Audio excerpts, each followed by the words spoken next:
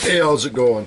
For starters here, I got a Chevy half-ton Suburban, and I'm going to attempt to change out this rear U-joint. I just want to make a quick video on showing how to do it. If you notice, got a tremendous amount of slop on it. I don't know if you can see that well. I'll put it to this side.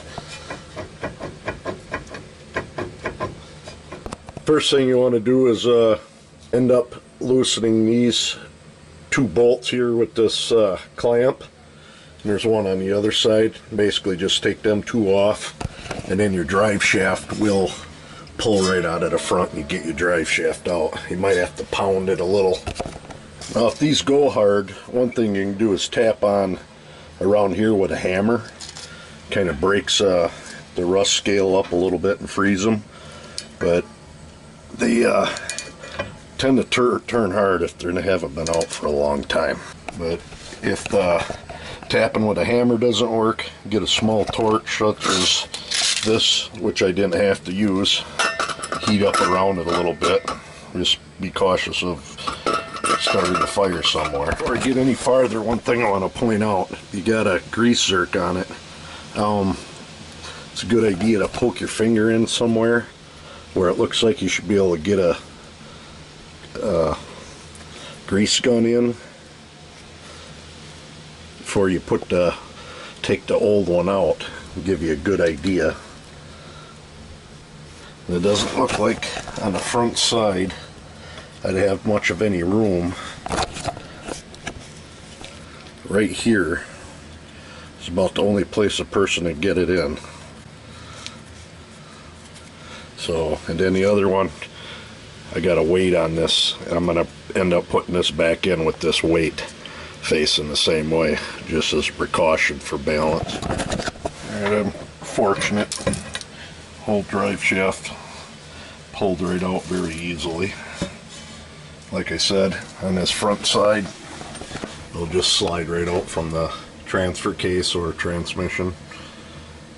Pull that out and take it to where you need to work on it. Once you get your drive shaft out, there's some keepers that are internally, or some of them have the keeper on the outside, which you break it open, but you got to get these keepers out, which I did just spray some carb cleaner on this one to clean it up. But as you can see, I'm going to get another tool and poke it in there, and I'll be able to pry that right out. My little tool will be another screwdriver.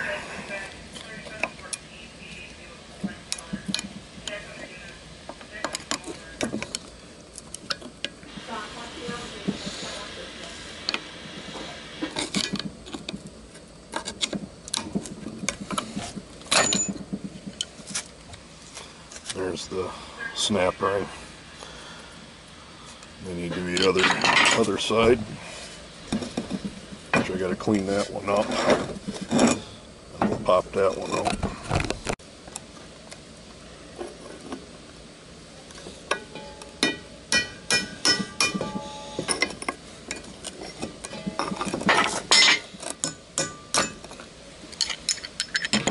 Once them are out, just basically you can use a vise or whatever you got.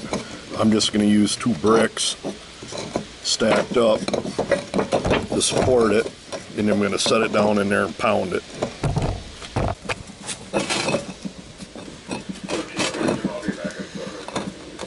Now when I do pound it, you want to get a socket that's big enough that'll fit over take one of the old bearings out and have a socket that'll go over it, and you'll put it right on that end like that.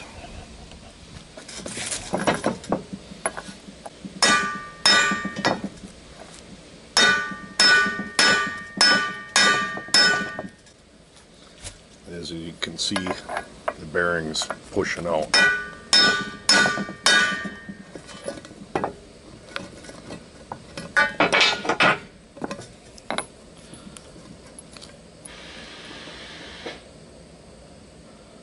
Flip it over and do the same thing on the other side.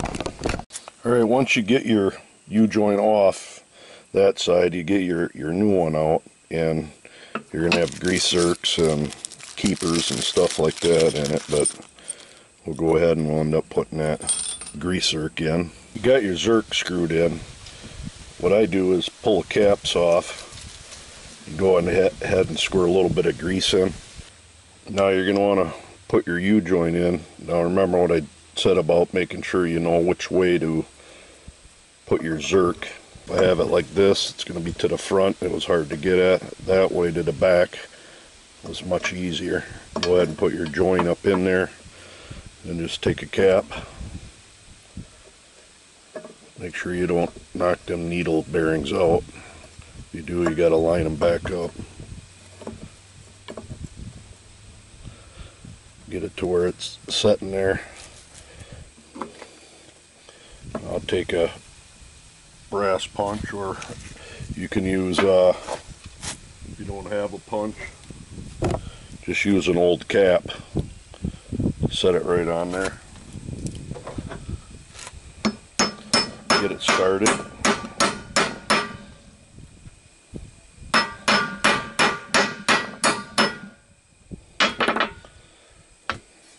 Now what I'll do is flip it over,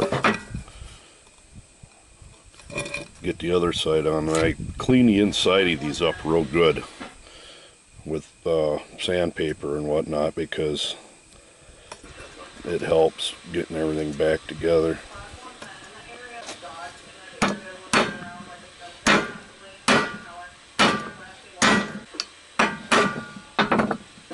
Sure you get them centered. There's plenty of room there to put that keeper on that one. This one's got to go in just a little bit more. Alright, then you take your two keepers.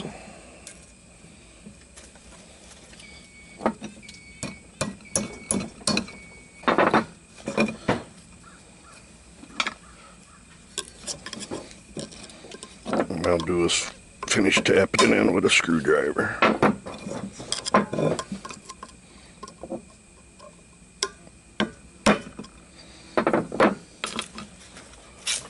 There's what you use for tools. You can use a vise and press and everything else, but I wanted to mimic maybe having to do it with somebody that doesn't have much for tools.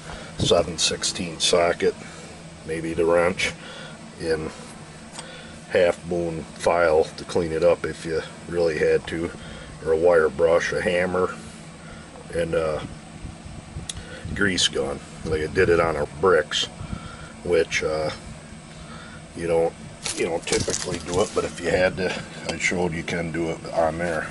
Something to clean it up with, and then this using this bearing to press them in, or if you have a brass punch. Now the other thing quick before you go ahead and put it on, them keepers, put them on before you push this on and put your clamps on. And them keepers need to be there, or these bearings will slide out even with clamping it down and bolting it on. Like I said, when you put that on, just slide the front half in your output shaft on your transfer case, and when you put this rear one in, if you got them keepers in already, which I do, this just sets right up in there, and then you loosen one side up enough to get your bolt on, and start them in. But if them keepers are not in there, this is not enough to hold that bearing, and that bearing will slide out and drop, so make sure you put your keepers on. Once you get your caps on, make sure they're good and snug. I don't torque them, I just turn it till I know damn well they're good and tight, but that's about it. I'm going to end up greasing it now. While I'm at it, I want to show you, you get a needle end on your grease gun like this. It'll work in all them other regular grease zerks, and in a pinch where it's too tight to get something in, you can use that. So just wanted to finish the video off with talking about that quick, but there you go.